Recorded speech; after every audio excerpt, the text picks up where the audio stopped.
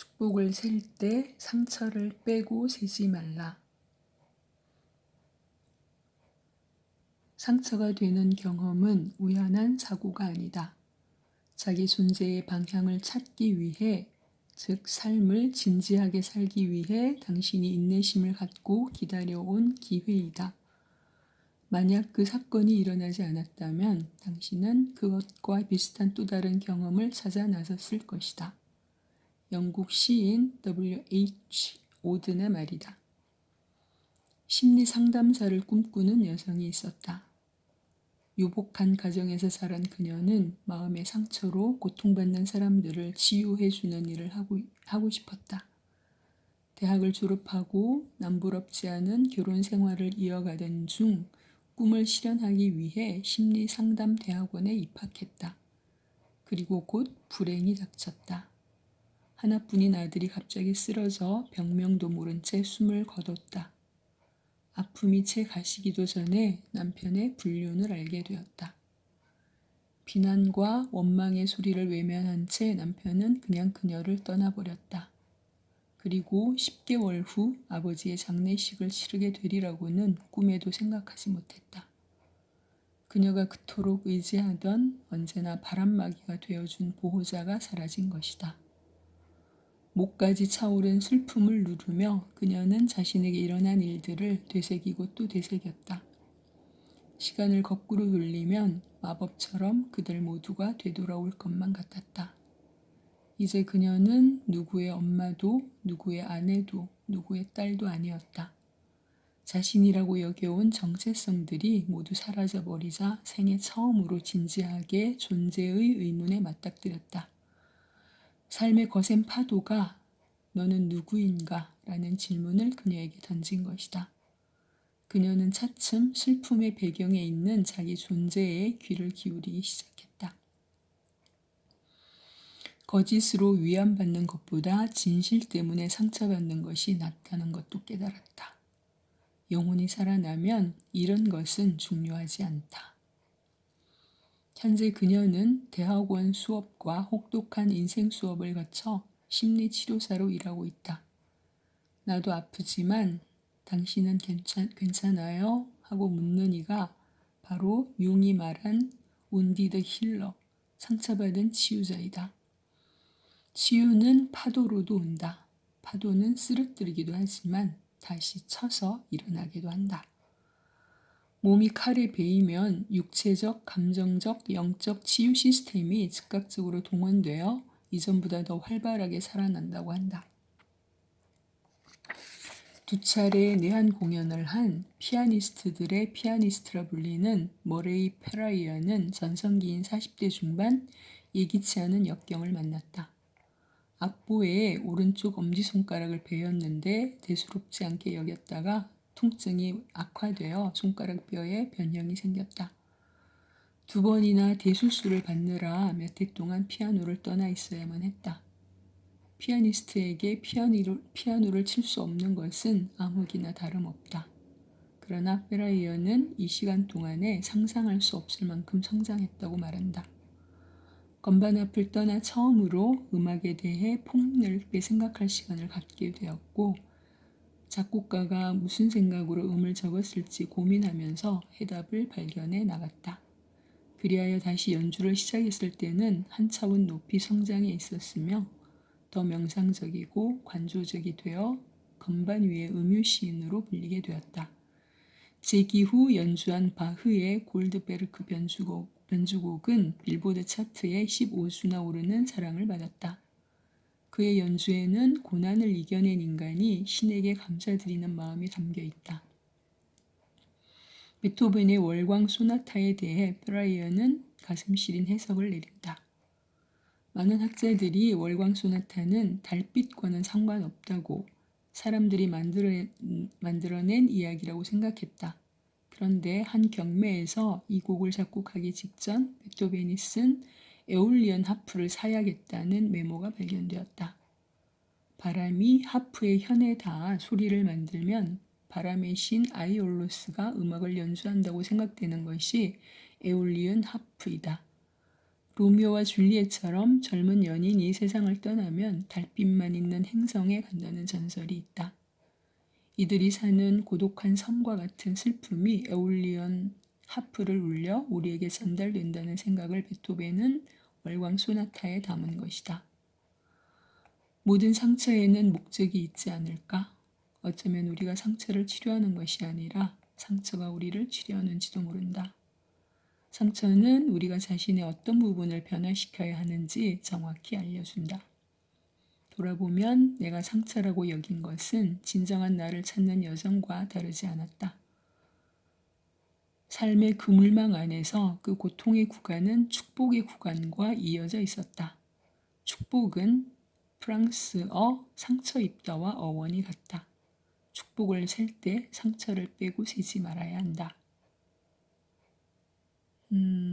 이 부분 저 정말 공감 가는데요. 저도 가슴에 상처를 입고 나서 제 자신의 어떤 부분을 변화시켜야 하는지를 아주 명료하게 들여다볼 수 있었거든요. 그래서 낮밤을 거꾸로 살던 창조주의 그 창조 질서를 따라 살지 않고 거꾸로 살던 그 오랜 악습을 바로 고쳤고요. 그리고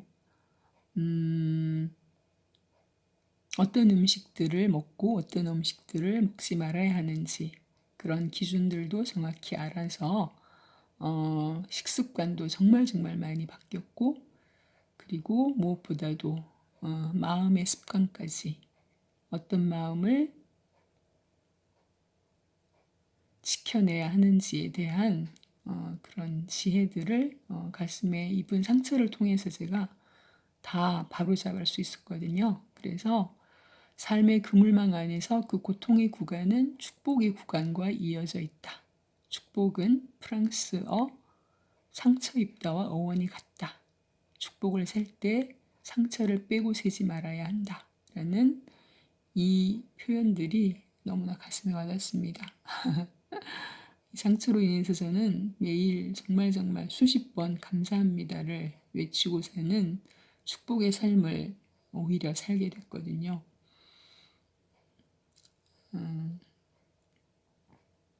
어떻게 이런 멋진 표현들을 찾아서 길을 올리는지 모르겠습니다. 멋진 글들로. 한 청년이 뼈암으로 한쪽 다리를 절단한 후 건강한 사람들에 대한 증오와 절망에 빠진다. 인생을 제대로 살아보기도 전에 그런 비극을 경험한 것이 슬픔과 분노를 표출된다. 첫 그림 치료 시간에 그는 자신의 몸을 화병 형태로 그린다. 검은색 크레용으로 잔뜩 칠해진 그 화병에는 금이 크게 가 있다. 계속해서 그림을 그리고 재활치료를 받은 몇 년 후 심리치료사가 그에게 처음 그린 그림을 보여준다. 그는 그 화병을 보고는 말한다. 오, 이 그림은 아직 완성된 것이 아니네요.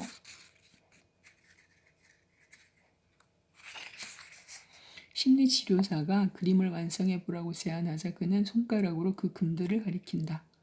여기를 봐요. 이곳은 빛이 들어오는 곳이에요. 그렇게 말하며 노란색 크레용으로 화병에 난 금들을 통해 환하게 새어나오는 빛을 그린다. 작자 미상의 누군가가 말했듯이 인생은 폭풍우 속에서 어떻게 살아남을 것인가가 아니라 빛 속에서 어떻게 춤을 추는가 하는 것이다. 영적 전사는 부서진 가슴을 가져야 한다고 티베트 출신의 영적 스승 초감 트룽파는 말한다. 부서진 가슴 없이는 전사 자격이 없다고. 의미를 찾을 수 없는 고통은 추락이 아니라 찾을 수 있는 고통은 추락이 아니라 재탄생의 순간이고 새로운 여행의 시작이다.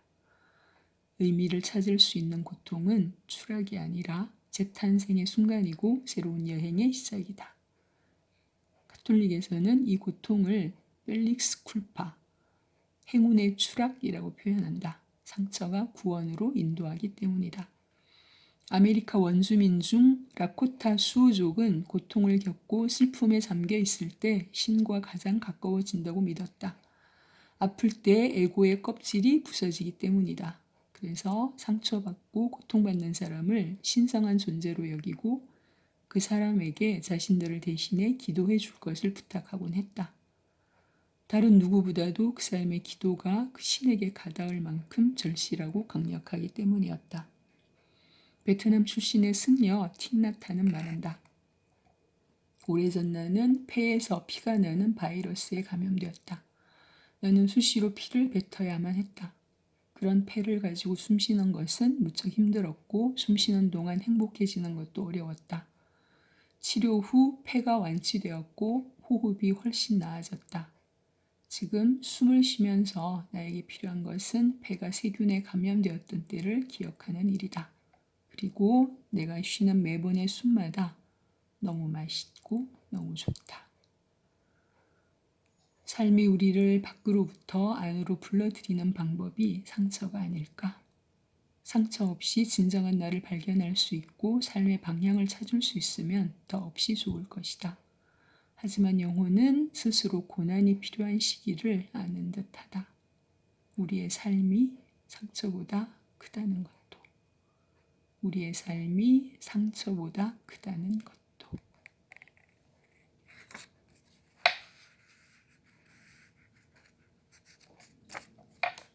잠시만요.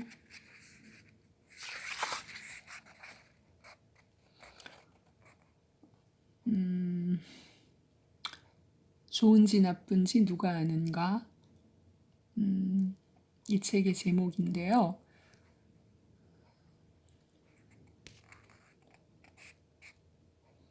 대학 졸업을 앞두고 장차 무엇을 할까 고민하던 중에 친구가 모 언론사의 입사 지원서를 구해왔다.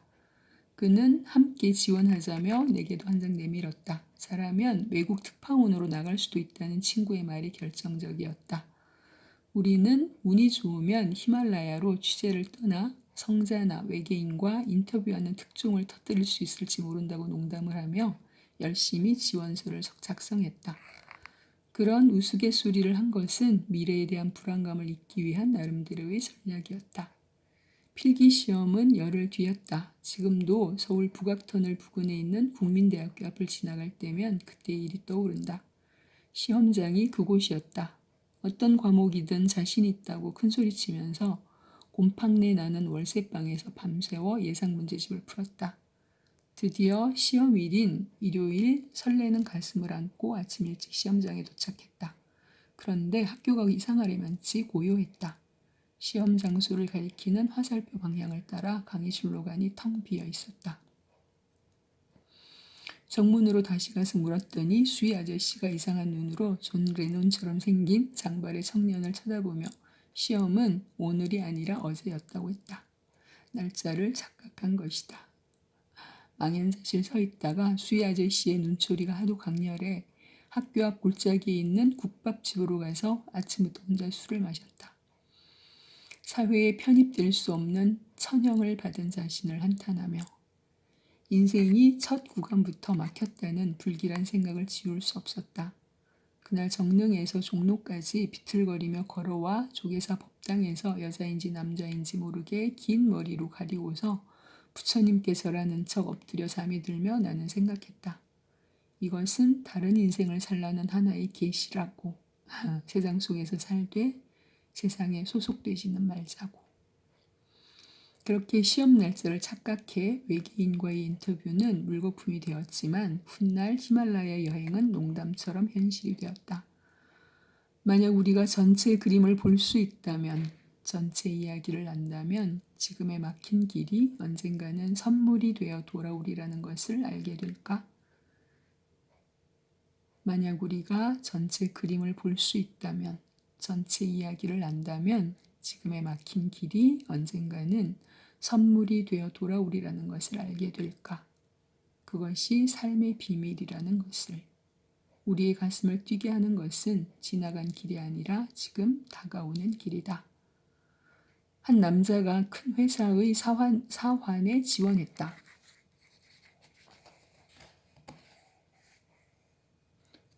폰을 한 손으로 들고 있어서 넘길 때 불편합니다. 면접관이 그에게 사무실 바닥을 청소해 보라고 했다. 그의 청소하는 태도를 만족스럽게 지켜본 면접관이 말했다. 당신을 채용하겠소. 고용 계약서와 근무 조건 등 세부 사항을 보내줄 테니 당신의 이메일 주소를 주시오. 남자가 말했다. 저는 컴퓨터도 없고 이메일도 없습니다. 그러자 면접관이 말했다.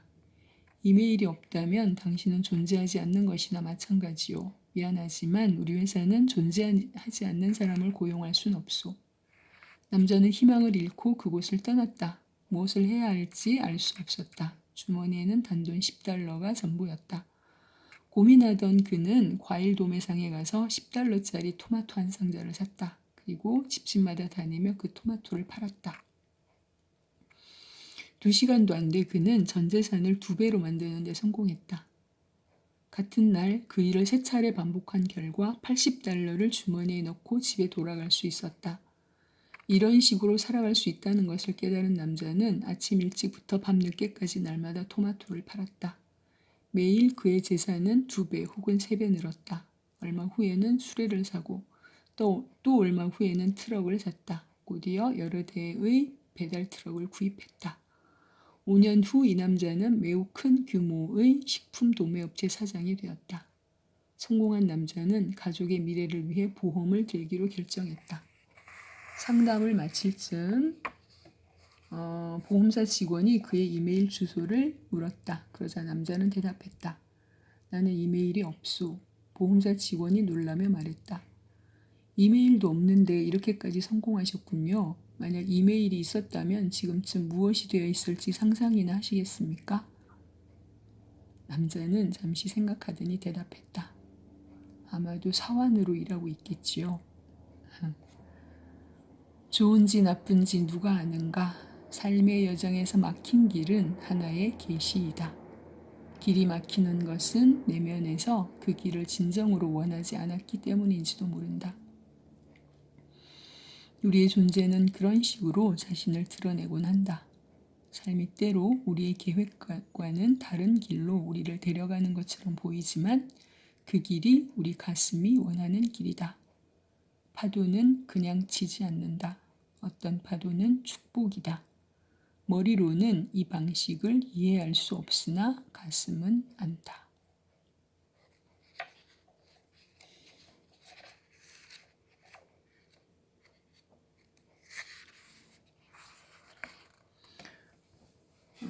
그다음 제가 그 매장과 파종에 대한 얘기를 이전 영상에서 한번 드렸었는데요. 그 제목으로 쓰인 글 뒷부분 한번 읽어드릴게요. 사실 이 글은 신의 섭리가 적용하는 방식에 대해서 쓰려고 했던 것인데 주제와 연결시키기 어렵게 되었다. 나의 그 경험에 무슨 신의 섭리가 작용했겠는가? 다만 매장과 파종의 차이는 있다고 나는 믿는다. 생의 한때에 자신이 캄캄한 암흑 속에 매장되었다고 느끼는 순간이 있다. 어둠 속을 전력 질주해도 빛이 보이지 않을 때가. 그러나 사실 그때 우리는 어둠의 층에 매장된 것이 아니라 파종된 것이다. 그러나 사실 그때 우리는 어둠의 층에 매장된 것이 아니라 파종된 것이다. 창각과 후각을 키우고 저 밑바닥으로 뿌리를 내려 계절이 되었을 때 꽃을 피우고 삶에 열릴 수 있도록. 세상이 자신을 매장시킨다고 생각할 수 있지만 그것을 파종으로 바꾸는 것은 우리 자신이다.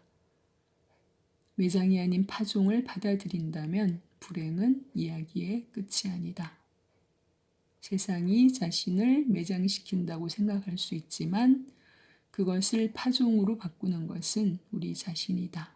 매장이 아닌 파종을 받아들인다면 불행은 이야기의 끝이 아니다. 이런 글을 써주시는 분이 계셔서 너무너무 힘이 됩니다.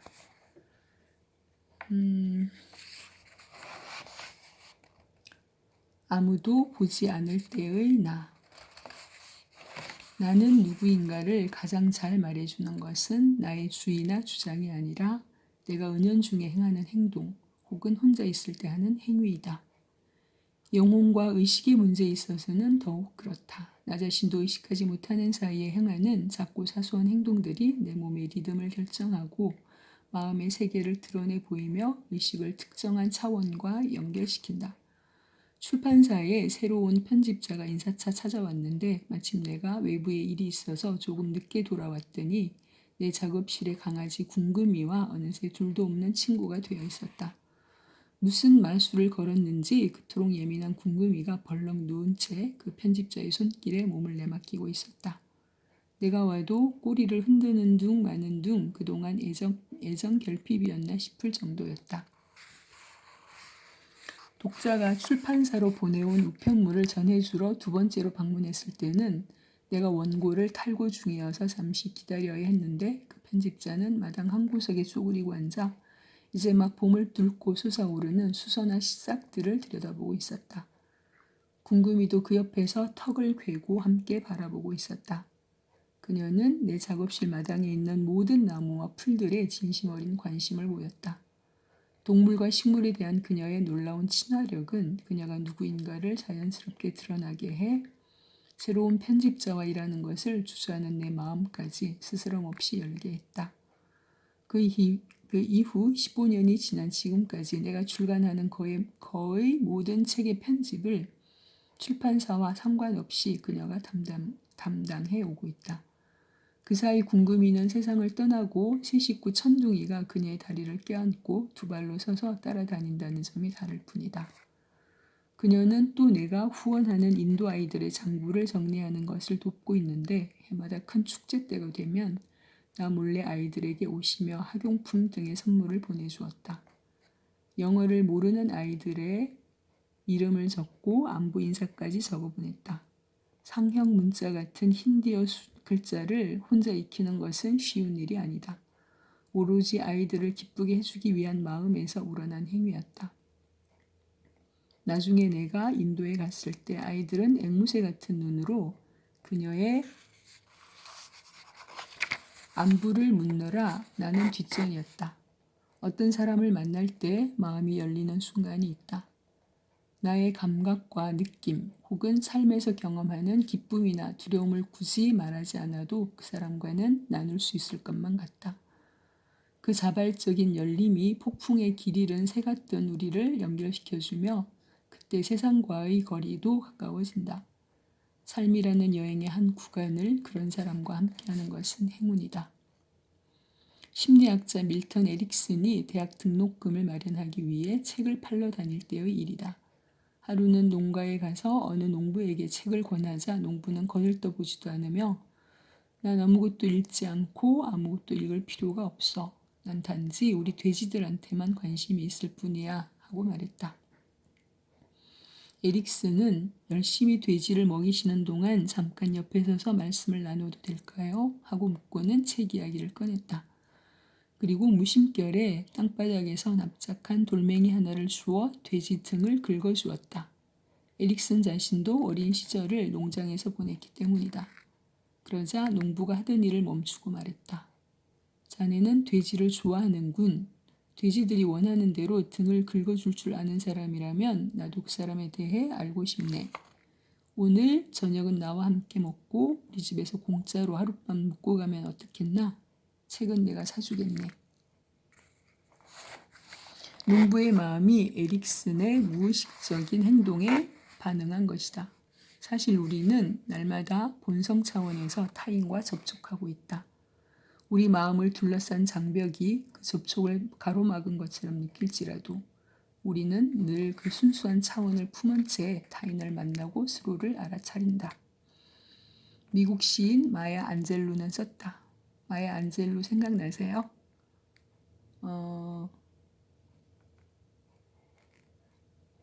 내가 확실히 아는 것들 읽어드렸을 때 이분 나왔었죠. 너무 좋아하는 분이라고. 참 반갑네요. 여기서 또 만나니까. 사람들은 당신이 한 말과 당신이 한 행동을 잊지만 당신이 그들에게 어떻게 느끼게 했는가는 잊지 않는다. 사람들은 당신이 한 말과 당신이 한 행동을 잊지만 당신이 그들에게 어떻게 느끼게 했는가는 잊지 않는다. 나 자신이 실제로 누구인가는 감추거나 꾸미는 일이 불가능하다. 나는 부지불식간에 그것을 드러내며 내가 주장하는 사상이나 철학이 아니라 무의식적인 행동이 나에 대해 가장 잘 말해준다. 아무도 보고 있지 않을 때 나는 무엇을 하고 있고 어떤 사람인가? 그것이 가장 진실된 나의 모습에 가깝다. 어느 작가가 영국의 시골 마을을 여행하다가 그 지역의 나이든 농부들과 얘기를 나누게 되었다. 노인들은 10사람의 농부가 쟁기질을 한 넓은 밭을 둘러보면서 누가 어느 구역을 쟁기질했는지 정확히 알아맞혔다. 조금씩 다르게 쟁기질한다고 해서 수확량이 달라지는 것도 아닌데 왜 그 점을 중요하게 여기느냐고 묻자 농부들은 돈 때문이 아니라 일왕의 모습이 그 사람 자신과 마찬가지이기 때문이라고 했다.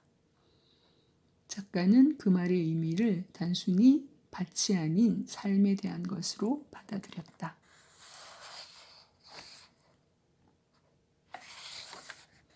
시는 우리의 말을 들음으로써가 아니라 행위를 바라봄으로써 우리를 신뢰한다. 내가 설명하지 않는 것을 내 삶이 말하고 있기 때문이다. 가톨릭에서는 코람 데오를 이야기한다. 즉, 신 앞에 선 단독자인 너는 누구인가? 라는 물음이다. 신 앞에서는 어떤 가면으로도 본연의 모습을 숨길 수 없기 때문이다. 어느 날 코끼리와 개미가 숨바꼭질 놀이를 했다. 처음에는 개미가 술래가 되어 코끼리가 숨었는데 몸집이 커서 금방 발각되었다. 이번에는 코끼리가 술래가 되자 개미는 코끼리가 들어올 수 없게 작은 사원 안으로 들어가 숨었다. 하지만 코끼리는 쉽게 개미가 숨은 곳을 찾아낼 수 있었다. 개미가 평소의 행동대로 신발을 벗어놓고 사원 안으로 들어갔기 때문이다.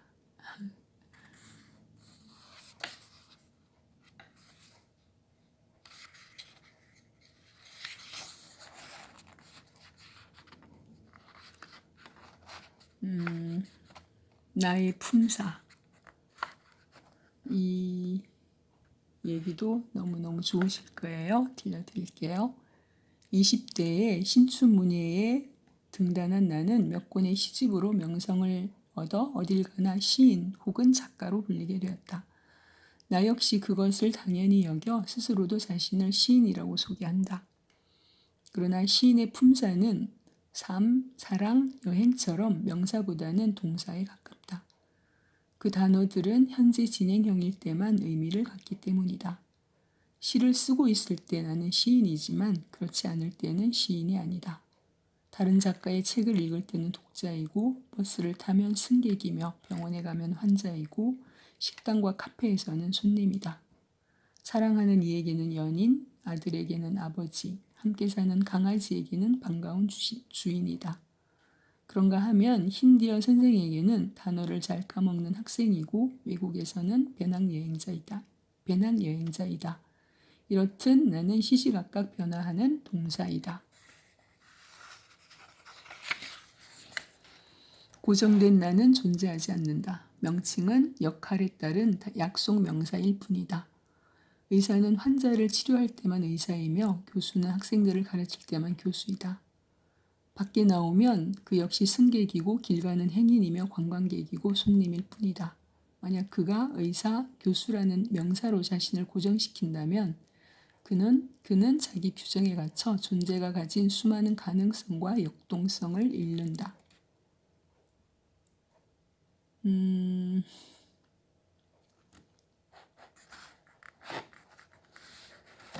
예수의 신부 앤소니 드 멜로는 다음의 우화를 이야기한다. 한 여인이 중병에 걸려 생사를 헤매는데 아득한 곳에서 어떤 음성이 묻는다. 너는 누구인가? 저는 쿠포 부인으로 이 시의 시장 아내입니다. 나는 너의 이름이나 남편에 대해 묻지 않았다. 너는 누구인가? 저는 사랑하는 두 아이의 엄마입니다.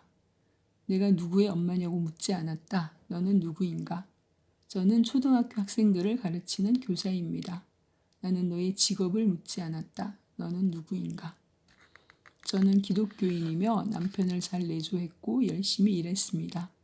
나는 너의 종교가 무엇이고 어떻게 살았는지 묻지 않았다. 너는 누구인가? 여인은 알 수 없는 음성과의 대화 후에 병에서 회복되었고 그 후 삶이 달라졌다. 자신이 규정지은 한정된 나에서 벗어나 더 역동적인 존재로 살게 되었다. 내가 나라고 여기는 나의 자아 이미지는 다른 방향으로도 작용한다. 사고나 병으로 몸에 장애를 갖는 순간 자신을 장애인으로 여기며 장애인이라는 고정 명사와 하나가 된다. 암에 걸린 것이 확인되는 순간 자신을 암 환자와 동일시하며 암 환자로 살다가 암 환자로 생을 마친다. 그것이 암에 걸리는 일보다 더 불행한 일일지도 모른다. 자신과 동일시된 그 암 환자가 매 순간 펼쳐지는 존재의 다른 가능성들을 부정해버리기 때문이다. 이 부분 읽으면서 저 자신에 대해서 많이 생각하게 됐습니다. 정말 이 부분의 글을 제 삶에 바로 지혜롭게 잘 적용해야겠다는 생각이 들었습니다. 자신을 암 환자로서가 아니라 인간 존재로 대해주는 유일한 사람은 아잔밖에 없다고 했다. 그녀를 찾아간 아잔은 곁에 앉아 1시간여 동안 농담을 해서 그녀를 한바탕 웃겨주었다. 그 윗부분을 빼먹었는데요. 어떤 아픈 사람이 자신을 아픈 사람 아닌 그냥 인간 존재로 대해주는 사람에 대한 글을 쓴 내용입니다.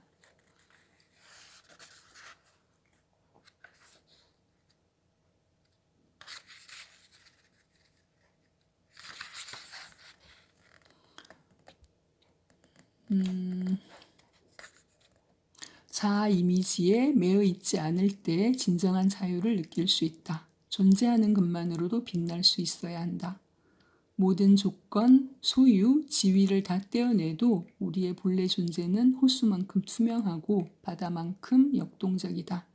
인생 수업의 저자 엘리자베스 퀴블러 로스는 말한다. 인생의 시작에 있든 끝에 있든 절정기에 있든 절망의 나락에 있든 우리는 언제나 모든 상황을 초월한 존재이다. 당신은 당신이 앓고 있는 병이나 직업이 아니라 당신 자신일 뿐이다. 삶이란 무엇을 하는가가 아닌 존재에 관한 문제이다.